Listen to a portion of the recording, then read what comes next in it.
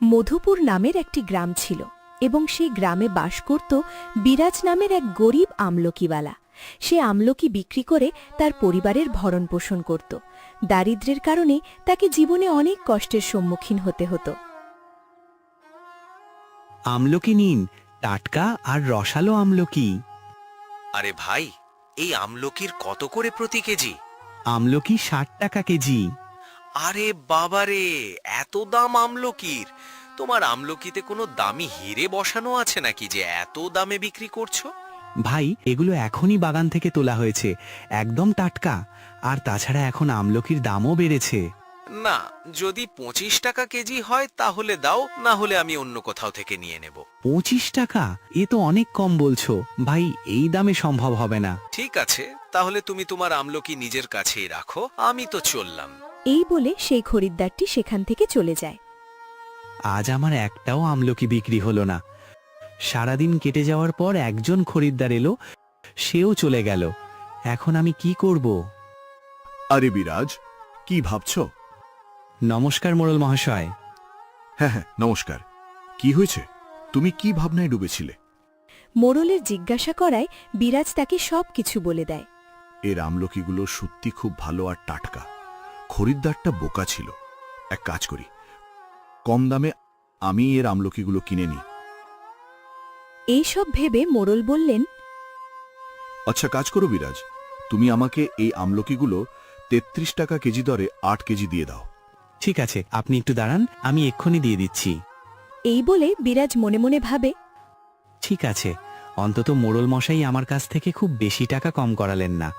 এখন যা টাকা পাবো তা দিয়ে বাড়ির প্রয়োজনীয় জিনিস কিনে নেব, কারণ খালি হাতে তো বাড়ি যেতে পারি না। বোকা ছেলে, এদের সাথে ভালোবেসে দুটো মিষ্টি কথা বললেই এরা সবকিছু উজাড় করে দেয়। তারপর মোড়ল মশাই আমলকি নিয়ে সেখান থেকে চলে যান এবং বিরাজও তার জিনিসপত্র গুছিয়ে নিজের বাড়ির দিকে রওনা দেয়। এই যে শুনছ, ভালো হয়েছে যে তুমি তাড়াতাড়ি চলে এসেছ। কেন, কি হয়েছে মীরা? তুমি এত চিন্তিত কেন? মায়ের শরীর খুব খারাপ হয়ে গেছে, খুব জ্বর তার গায়ে। মীরা, তুমি কি বলছো? দাঁড়াও, আমি এক্ষুনি বৈদ্যরাজকে ডেকে নিয়ে আসছি। তারপর বিরাজ বৈদ্যরাজের কাছে চলে যায়, আর তখনই পথে খুব জোরে বৃষ্টি শুরু হয়। কিন্তু তবুও বিরাজ তার মাকে বাঁচানোর জন্য কোনোভাবে বৈদ্যরাজের কাছে পৌঁছে যায় এবং তাকে সব কথা খুলে বলে ও তাকে নিজের বাড়িতে নিয়ে আসে। বিরাজ, তোমার মায়ের গায়ে অনেক জ্বর। এটা শুধু একটা ওষুধেই ভালো হবে, কিন্তু সেই ওষুধ অনেক দামি আর ওতেই সব জড়িবুটি ব্যবহার করা হয়েছে এবং তা সহজে পাওয়া যায় না। আপনি আমার মাকে বাঁচিয়ে দিন, আপনি টাকার চিন্তা করবেন না, শুধু আমার মাকে ভালো করে দিন। তারপর বৈদ্যরাজ বিরাজের মাকে ওষুধ দিয়ে নিজের বাড়ি চলে যান। এই যে শুনছ, তোমার কাছে এত টাকা কোথা থেকে এলো? আজ মোড়ল মশাই আমার কাছ থেকে অনেক আমলকি কিনেছিলেন, এই টাকাগুলো সেখান থেকেই এসেছে। তার মানে সেই সব টাকা মায়ের ওষুধে সব খরচ হয়ে গেছে? হ্যাঁ মীরা, এখন আর আমার কাছে কিছুই নেই। তারপর এভাবেই কয়েকদিন কেটে যায় এবং বিরাজের মা ভালো হয়ে যায়, আর ওদিকে বিরাজের আমলকি বিক্রি দিন দিন কমতে থাকে এবং প্রতিদিন তার মাত্র 30 থেকে 40 টাকা রোজগার হতে থাকে। তারপর একদিন মীরা বলে, এই যে শুনছ, আজ তো বাড়িতে খাবার মতো কিছুই নেই। তুমি চিন্তা করো না মীরা, আমি কিছু একটা ব্যবস্থা করছি। শুধু আজ ভগবান কৃপা করুন এবং আমার সব আমলকি বিক্রি হয়ে যাক। ঠিক আছে মীরা, আমি আমলকি বিক্রি করতে যাচ্ছি। এই বলে বিরাজ তার আমলকির ঝুড়ি নিয়ে গ্রামে চলে যায়। আমলকি নিন, টাটকা আর রসালো আমলকি। এইভাবে বিরাজ পুরো গ্রামে আমলকি বিক্রি করে, কিন্তু সন্ধ্যা হওয়া পর্যন্ত তার একটা আমলকি বিক্রি হয় না। তখন সে ক্লান্ত হয়ে একটি গাছের নিচে বসে পড়ে এবং মনে মনে ভাবতে থাকে, সকাল থেকে সন্ধে হয়ে গেল, কিন্তু এখনো আমার একটাও আমলকি বিক্রি হলো না। এখন তো এই আমলকিগুলোও পচা শুরু করেছে। এখন আমি কি করব? হে ঈশ্বর, আমার জীবনের কষ্টগুলো কবে শেষ হবে? বিরাজ মনে মনে এইসব ভাবছিল, তখনই সেখান দিয়ে এক সাধু বাবা যাচ্ছিলেন। ভিক্ষা দিন, ভিক্ষা দিন, আপনি একটি দিলে ঈশ্বর আপনাকে 100টি দেবেন। প্রণাম সাধু বাবা। সাধু বাবা, আপনার কি কিছু দরকার? হ্যাঁ পুত্র, আমি একজন ভিক্ষুক এবং এখানে লোকজনের কাছ থেকে ভিক্ষা চাইছি। কেমন ভিক্ষা সাধু বাবা? আমি আপনাকে কি ভিক্ষা দিতে পারি? পুত্র, আমি আমার শিষ্যদের জন্য খাবার সংগ্রহ করছি, তাই গ্রাম থেকে গ্রামে লোকজনের কাছে ভিক্ষা চাইছি। পুত্র, তুমি যদি চাও নিজের ইচ্ছায় কিছু সামান্য ভিক্ষা দিতে পারো। ক্ষমা করবেন সাধু বাবা, এই মুহূর্তে আমার কাছে আপনাকে দেওয়ার মতো 1 টাকাও নেই, আর আমার ঘরে চাল থেকে শুরু করে কিছুই নেই যে আমি আপনাকে কিছু দিতে পারি। আর আজ সকাল থেকে আমি কিছুই উপার্জন করিনি, আমার কাছে আপনাকে দেওয়ার মতো কিছুই নেই। পুত্র, তুমি কি আমাকে এই আমলকিগুলো দিতে পারো? সাধু বাবার এই কথা শুনে বিরাজ মনে মনে ভাবতে লাগল। এই আমলকিগুলো তো আমি সাধু বাবাকে দিতেই পারি। যাই হোক, সন্ধে হয়ে গেছে আর এগুলো বিক্রি হওয়ার আশা নেই, তাছাড়া এগুলো নষ্টও হয়ে যাবে। এর চেয়ে ভালো যদি কারোর পেটে যায় তাহলে আরও ভালো হবে। হ্যাঁ সাধু বাবা, আপনি এই আমলকিগুলো নিয়ে যান। বিরাজের কথা মেনে সাধু বাবা ঝুড়ি থেকে কিছু আমলকি তুলে নেন। এ কি সাধু বাবা, আপনি এত কম আমলকি কেন নিচ্ছেন? আপনি সব আমলকি নিয়ে যান। যদি আমি তোমার সব আমলকি নিয়ে নিই তাহলে তুমি বিক্রি করবে কি? কোনো ব্যাপার না সাধু বাবা, আমি কাল আবার আমলকি তুলে বিক্রি করব, আপনি এগুলো নিয়ে যান।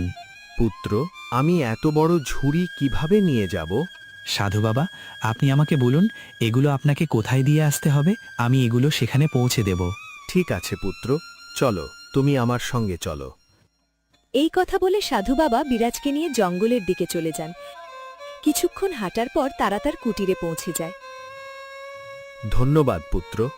না না সাধু বাবা, ধন্যবাদ দেওয়ার কোনো দরকার নেই, এটা তো আমার কর্তব্য। আমার আশীর্বাদ তোমার সঙ্গে আছে, তুমি সর্বদা সুখে থাকো। যদি আপনি কিছু মনে না করেন, আমি কি আপনাকে একটি কথা জিজ্ঞেস করতে পারি? জিজ্ঞেস করো পুত্র, কি জানতে চাও? সাধু বাবা, আপনি আমার থেকে আমলকি তো নিয়ে নিলেন, কিন্তু আপনি কি লোকজনকে শুধু খাওয়ার জন্য আমলকিই দেবেন? না পুত্র, আসলে আমি সবজি আর শস্য আগে থেকেই জোগাড় করে রেখেছিলাম, আর আমি আমলকিরই খোঁজে বেরিয়েছিলাম। সাধু বাবা, এটা তো খুবই ভালো কথা, আমার আমলকিগুলো আপনার কাজে লাগবে। ঠিক আছে বাবা, এখন আমি চলি। পুত্র, থামো, আমি তোমাকে কিছু দিতে চাই। এই নাও, এর নাম মণি। আজ থেকে এই পাখিটা তোমার কাছে রেখো। পাখি? না না, আমি এটা কিভাবে নিতে পারি? এটা তো আপনার। যখন তুমি কোনো লাভের কথা না ভেবে আমাকে তোমার পুরো আমলকির ঝুড়ি দিয়ে দিলে, তখন আমি কি তোমাকে একটা পাখিও দিতে পারি না? নাও, একে রাখো তোমার সাথে। কিন্তু সাধু বাবা, আমি এই পাখিটা নিয়ে কি করব? এটা কোনো সাধারণ পাখি নয় পুত্র, এটা একটি বিশেষ পাখি। এটা তোমার ভাগ্য বদলে দেবে। যতদিন এটা তোমার সঙ্গে থাকবে ততদিন তোমার ভাগ্য উজ্জ্বল হতে থাকবে। তবে খেয়াল রেখো, এই পাখিটার বিষয়ে তুমি কাউকে কিছু বলবে না। তারপর বিরাজ মণি পাখিটাকে নিয়ে নিজের বাড়ির দিকে রওনা দেয়। তখন পথে মণি পাখি বলে, বিরাজ, সাধু বাবা যা বলেছেন সেটা মনে রেখো, কাউকে জানতে দিও না যে আমি একটি বিশেষ পাখি। ঠিক আছে বন্ধু, আমি তোমাকে কথা দিচ্ছি, আমি এই গোপন কথা কখনো কাউকে বলবো না। এইটুকু বলেই বিরাজ মণি পাখিটাকে নিয়ে নিজের বাড়িতে যায়। আরে, আপনি এই পাখিটা কোথা থেকে নিয়ে এলেন? এই পাখিটা এখন থেকে আমাদের সঙ্গেই থাকবে। আপনি এই পাখিটাকে বাড়িতে কেন নিয়ে এলেন? এমনিতেই আমাদের নিজেদের খাবার অভাব রয়েছে, একবেলা খাবারও কষ্টে জোটে, তার উপর আপনি এই পাখিটা নিয়ে এলেন। কি বলছো মীরা? এই ছোট্ট পাখিটা আর কতটাই বা খাবে? আর খাবারের কথা বলছো, আমরা যা খাবো তাকেও তাই খাওয়াবো। বিরাজ আর মীরা কথা বলছিল, তখনই তারা একটি আওয়াজ শুনতে পায়। আরে বিরাজ, বাড়িতে আছো? একটু বাইরে আসো। আরে সোহন ভাই, আপনি এখানে? হ্যাঁ বিরাজ, আসলে আজ আমার ছেলের জন্মদিন ছিল, অনেক খাবার বেঁচে গেছে, ভাবলাম গ্রামের মধ্যে বিলিয়ে দিই, তাই তোমাকেও দিতে এলাম। এই নাও। অনেক অনেক ধন্যবাদ ভাই আপনাকে। আরে না বিরাজ, এতে ধন্যবাদের কি আছে? যাই হোক, খাবার নষ্ট হওয়ার থেকে ভালো কারোর পেট ভরুক। সোহন এটা বলে সেখান থেকে চলে যায়। এটা তো খুবই সুস্বাদু খাবার। দেখো মীরা, আমি বলেছিলাম না, যার ভাগ্যে যা লেখা থাকে সে তা পেয়েই যায়। তুমি অযথা চিন্তা করছিলে। দেখো, এই খাবারগুলো নিজে থেকেই আমাদের কাছে চলে এসেছে। আজ আমরা সুস্বাদু খাবার খাবো আর ঈশ্বরের গুণগান করব। তারপর তারা সবাই মিলে খাবারটা খেয়ে নিল। মীরা, আমি আমলকি বিক্রি করতে বাজারে যাচ্ছি, তুমি বাড়ি আর মায়ের খেয়াল রেখো। তাহলে কি আপনি এই মণি পাখিটাকেও সঙ্গে নিয়ে যাবেন? কেন, কি হয়েছে? আমি কি এই পাখিটাকে সঙ্গে নিয়ে যেতে পারি না? না, কিছু না, আমি তো শুধু এমনিই জিজ্ঞেস করছিলাম। বিরাজ মীরার কথা শুনে আমলকি বিক্রি করতে চলে যায়। আমলকি নিন, টাটকা আর রসালো আমলকি। বিরাজ, তোমার আমলকিগুলো তো খুব ভালো দেখাচ্ছে। কত দামে দিচ্ছ ভাই? আমলকি 60 টাকা কেজি। আচ্ছা, একটা কাজ করো, আমাকে 5 কেজি আমলকি দিয়ে দাও।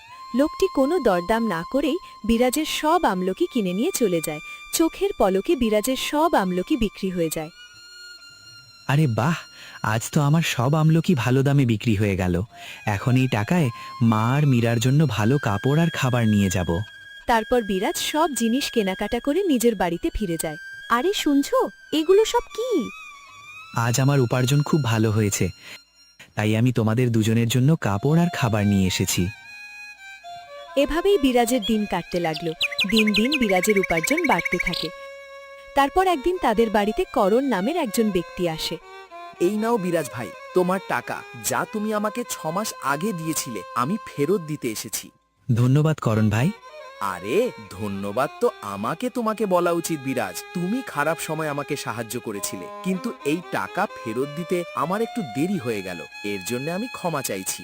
করণ বিরাজের টাকা ফেরত দিয়ে সেখান থেকে চলে যায়। শুনছো, হঠাৎ করে লোকেরা আমাদের উপর এত দয়া দেখাচ্ছে কিভাবে?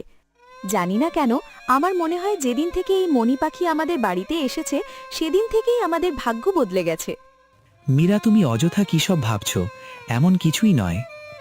অন্যদিকে বিরাজের উন্নতি দেখে লোকেরা হিংসায় জ্বলছিল। এই বিরাজের সব আমলকি চোখের পলকে বিক্রি হয়ে যায়, আর আমরা সকাল থেকে বসে থাকি, কিন্তু আমাদের একটা ফলও বিক্রি হয় না। আরে হ্যাঁ ভাই, তুমি একদম ঠিক বলছো। এর জন্য এই বিরাজের জন্য আমাদের ব্যবসা বন্ধ হয়ে যায়। আমাদের কিছু একটা করতে হবে। আচ্ছা ভাই, একটা কাজ করা যাক, চল এর বিষয়ে মোড়লের কাছে অভিযোগ করি। এইটুকু বলেই তারা দুজন গ্রামের মোড়লের কাছে যায়। মোড়ল মশাই নমস্কার। নমস্কার, বলো কি দরকারে আসা হলো? মোড়ল মশাই, আমরা আপনাকে একটা খুব জরুরি কথা বলতে এসেছি। বলো, কি জরুরি কথা? মোড়ল মশাই, আমাদের গ্রামের যে বিরাজ আছে, সে অন্যদের বাগান থেকে আমলকি চুরি করে বিক্রি করছে। এটা তুমি কি বলছো? আমরা সত্যি বলছি মোড়ল মশাই, আমরা তাকে নিজের চোখে দেখেছি। ঠিক আছে, যদি এমন হয় তাহলে আমি বিরাজকে এর শাস্তি দেব। তারা দুজন মোড়ল মশাইকে বিরাজের বিরুদ্ধে উস্কে দিয়ে সেখান থেকে চলে যায়। আমি তো বিরাজকে খুবই সরল মানুষ ভেবেছিলাম, কিন্তু সে তো আমার থেকেও অনেক বেশি চালাক দেখছি। আমাকে ওর সম্পর্কে জানতে হবে। আজ রাতেই আমি বিরাজের বাড়িতে গিয়ে এই ব্যাপারটা জানব। রাত হলে মোড়ল মশাই চুপচাপ বিরাজের উঠোনে এসে দাঁড়ান এবং তার বাড়ির জানালার কাছে দাঁড়িয়ে থাকেন। শুনছো, তুমি আমার দিব্যি খেয়ে বলো, আমাদের ভাগ্য বদলানোর পেছনে আসল কারণটা কি? আমি সত্যিটা জানতে চাই। মীরা দিব্যি দেওয়ার পর বিরাজ সব সত্য কথা বলে দেয়। আরে বাহ, এটা তো খুবই আনন্দের কথা। তাদের সব কথা মোড়ল মশাই শুনে ফেলেন। তাহলে এর মানে হলো এই পাখির হাতেই বিরাজের ভাগ্যের চাবি আছে। যদি আমি এই পাখিটাকে নিয়ে যাই, তাহলে আমার ভাগ্যও বদলে যাবে। তারপর পরের দিন সকালে মোড়ল মশাই সেই লোকগুলোর সঙ্গে বিরাজের কাছে পৌঁছে যান। বিরাজ, তুমি এত বড় চোর, সেটা আমি কখনো ভাবিনি। চুরি? কিসের চুরি মোড়ল মশাই? বেশি নাটক করার দরকার নেই, আমি তোমার সব সত্য জেনে গেছি। কেমন সত্য মোড়ল মশাই? তুমি অন্যদের বাগান থেকে আমলকি চুরি করে বিক্রি করো, আর জিজ্ঞেস করো কিসের চুরি?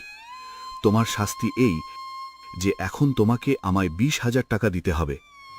মোড়ল মশাই, আমার কাছে এত টাকা নেই, এবং আমি সত্যি বলছি, আমি কারোর বাড়িতে কোনো চুরি করিনি। যদি তোমার কাছে টাকা না থাকে, তাহলে আমি তোমার এই পাখিটা নিয়ে চলে যাব। না না, আমি তোমার সঙ্গে যাব না। মোড়ল মশাই, এটা আমার পাখি, আপনি আমার পাখিটাকে এভাবে নিয়ে যেতে পারেন না। মারো, মারো একে। এ আমাদের বাগানে চুরি করে এবং আমাদের পরিশ্রমের টাকায় আরাম করছে। হ্যাঁ হ্যাঁ, একে মারো, এ একটা চোর। আমার স্বামীকে ছেড়ে দাও, উনি নির্দোষ, উনি কিছুই করেনি। মীরার এমন কথা শুনে মোড়ল মশাই বিরাজকে ছেড়ে দেন এবং মনে মনে ভাবেন, বোকা লোক, এখন আমি এই পাখি দিয়ে আমার ভাগ্য বদলাবো। এরপর এভাবেই কয়েকদিন কেটে যায়। মণি পাখি চলে যাওয়ার পর বিরাজের অবস্থা আগের থেকেও আরও খারাপ হয়ে যায়। এই যে শুনছেন, এখন ঘরে খাবার জন্য কিছুই নেই, তার উপরে এখন আবার তো আগের মতো আমাদের আমলকি বিক্রিও বন্ধ হয়ে গেছে। ঈশ্বরের ওপর ভরসা রাখো মীরা, তিনি নিশ্চয়ই কোনো না কোনো পথ বের করবেন। শোনো পাখি, এখন থেকে তুমি আমার সঙ্গেই থাকবে এবং আমিই তোমার মালিক, বুঝেছো? আমার মালিক আপনি নন, শুধু বিরাজ, এবং সেই আমার বন্ধু। মোড়ল মশাই পাখির সঙ্গে কথা বলছিলেন, তখনই তার কাছে একজন ব্যবসায়ী আসে। আরে মোড়ল মশাই, আমি এখানে আপনার কাছে একটা কাজের জন্য এসেছি। বলুন, কি কাজ? আসলে আমি এই গ্রাম ছেড়ে চলে যাচ্ছি এবং এখানে আমার অনেক জমি আছে যেগুলো আমাকে বিক্রি করতে চাই। তাহলে এতে আমি আপনাকে কিভাবে সাহায্য করতে পারি? আপনি যদি আমার সব জমি কিনে নেন তাহলে খুব ভালো হবে, কারণ আপনাকে ছাড়া এই গ্রামে আমার এত জমি আর কেউ কিনতে পারবে না। তারপর মোড়ল মশাই সেই ব্যবসায়ীর জমিগুলো চানাকি করে কম দামে কিনে নেন এবং কয়েকদিনের মধ্যে সেগুলো দ্বিগুণ দামে বিক্রি করে দেন। আরে বাহ, এই পাখিটা তো সত্যিই ভাগ্যের চাবি। আমাকে একে সবার কাছ থেকে লুকিয়ে রাখতে হবে, না হলে কেউ এটাকে চুরি করে নিয়ে যেতে পারে। তারপর এভাবেই কয়েকদিন কেটে যায়। একদিন মোড়ল মশাইয়ের খাঁচার দরজা খোলা ছিল এবং সুযোগ পেয়ে পাখিটা সেখান থেকে উড়ে যায়। কিছুক্ষণ পরে যখন মোড়ল মশাই আসেন, তখন খাঁচা খালি দেখে তিনি অবাক হয়ে যান। আরে, এটা কি? পাখিটা কোথায় গেল? এরপর মোড়ল মশাই সেই পাখিটাকে খুঁজছিলেন, ঠিক তখনই সেই ব্যবসায়ী সেখানে আসে। মোড়ল মশাই, আপনি চালাকি করে আমার সব জমি কম দামে দখল করে নিয়েছেন। আমি আপনাকে ছাড়ব না। আমি গ্রামের লোকদের আপনার সব সত্যি বলে দেব যে আপনি কত বড় চোর। না, এমন করবেন না, আমি ধ্বংস হয়ে যাব।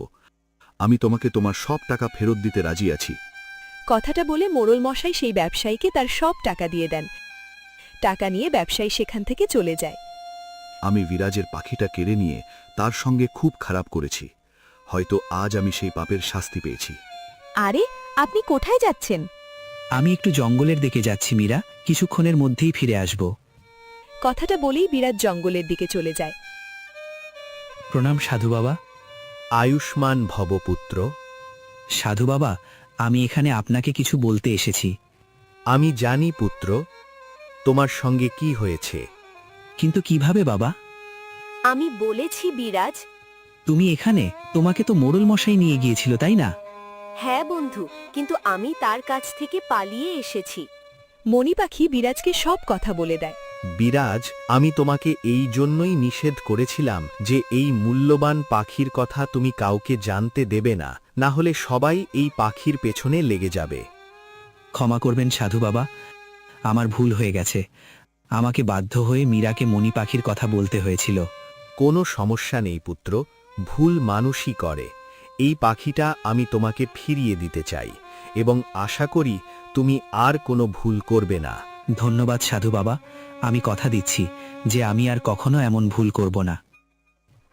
রানী পাখিটাকে পেয়ে বিরাজের ভাগ্য আবার উজ্জ্বল হয়ে ওঠে এবং সে দিন দিন আরও ধনী হয়ে ওঠে।